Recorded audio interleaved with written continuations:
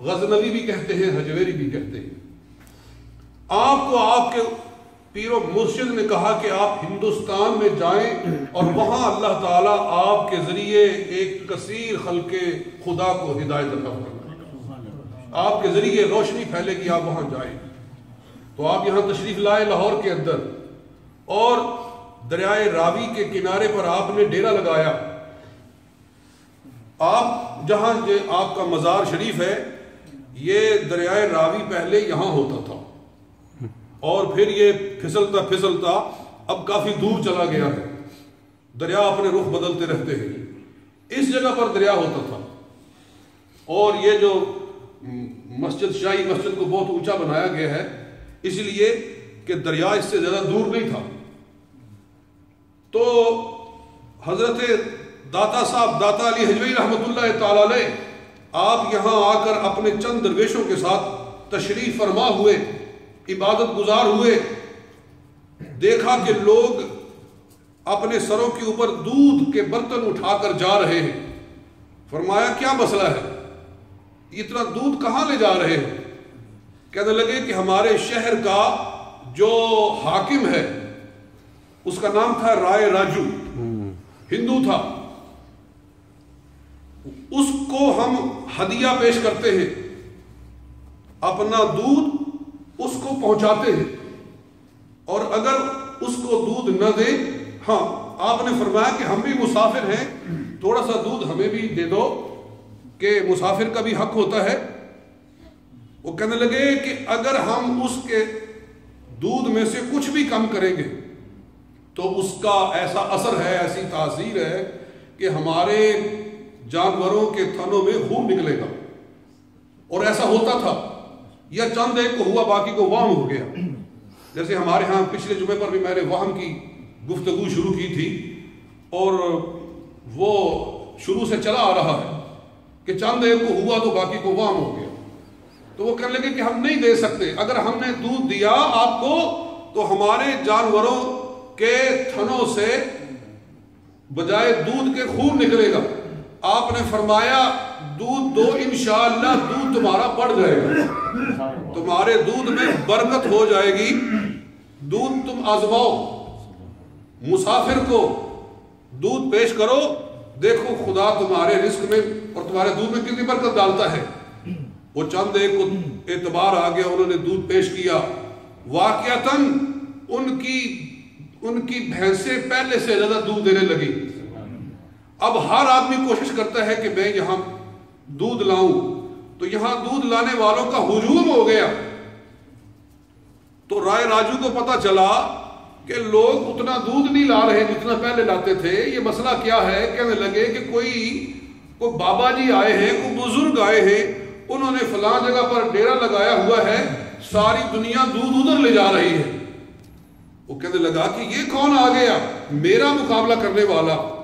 وہ جادوگر تھا، جیسے فرعون نے جادوگری کی بنیاد پر اپنی حکومت پکی کی ہوئی تھی، اسی طرح سے اس کے پاس بھی جادو تھا، اور جادو کے ذریعے لوگوں کو اس نے مسخر کیا ہوا تھا، ریس کیا ہوا تھا۔ تو وہ بڑے غصے کے ساتھ آیا، کون ہے وہ آدمی، کہاں ہے؟ دیکھا کہ اللہ کا ایک بزرگ بیٹھا ہوا ہے، سفید ریش، نورانی چہرے والے بیٹھے ہوئے ہیں۔ کہنے لگا او بابا، کس کے حکم، کس کی اجازت کے ساتھ تو یہاں بیٹھا ہے؟ فرمایا مجھے میرے پیر و مرشد نے بھیجا ہے، مجھے میرے شیخ نے بھیجا ہے۔ کہنے لگا یہاں سے چلے جاؤ۔ آپ نے فرمایا میں جانے کے لیے نہیں آیا، میری ڈیوٹی لگائی گئی ہے یہاں بیٹھنے کے لیے۔ سبحان اللہ۔ تو وہ ہوا میں اڑنے لگا، اپنی جادو کی طاقت کے ساتھ ہوا میں اڑنا شروع ہوا۔ ایسے اڑ رہا ہے ہوا میں، لوگ دیکھ رہے ہیں کہ ہمارا گورنر ہوا میں اڑ رہا ہے۔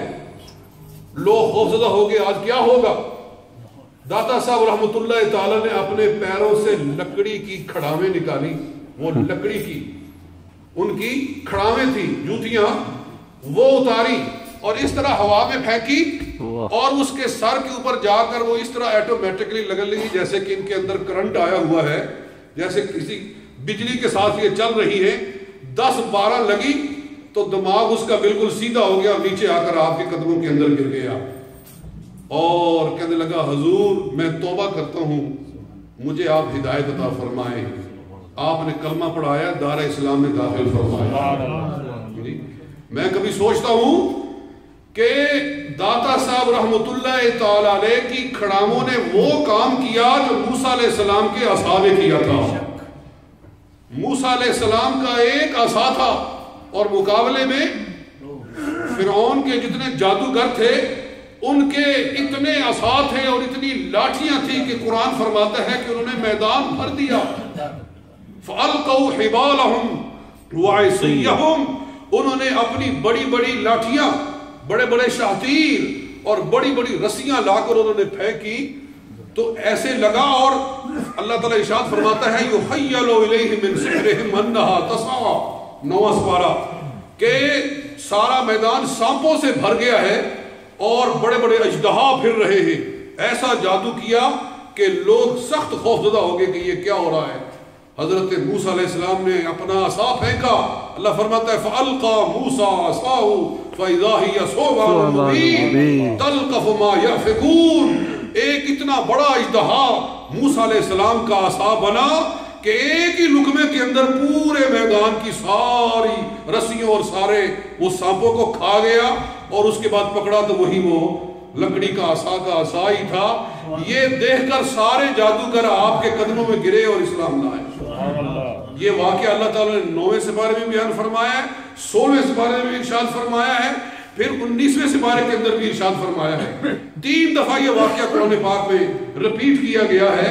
کہنے کا مقصد یہ ہے کہ اللہ رب العزت کبھی اپنے نبی کے ہاتھ میں جو چیز ظاہر فرماتا ہے وہی اپنے ولی کے ہاتھ پر ظاہر کرتا ہے۔ جو معجزہ موسیٰ علیہ السلام کے ہاتھ پہ اللہ نے عصا کی شکل میں ظاہر کیا، وہ داتا علی حجویری کے ہاتھ پر خدا تعالیٰ نے آپ کی کھڑاووں کی شکل میں ظاہر فرمایا۔ واہ واہ۔ تو قدرت تو خدا کی ہوتی ہے، لیکن رب کبھی نبی کے ذریعے ظاہر کرتا ہے، کبھی ولی کے ذریعے ظاہر کرتا ہے۔ سبحان اللہ۔ تو یہ داتا علی حجویری رحمۃ اللہ تعالی علیہ ہیں۔ میں اپنی الفاظ پہ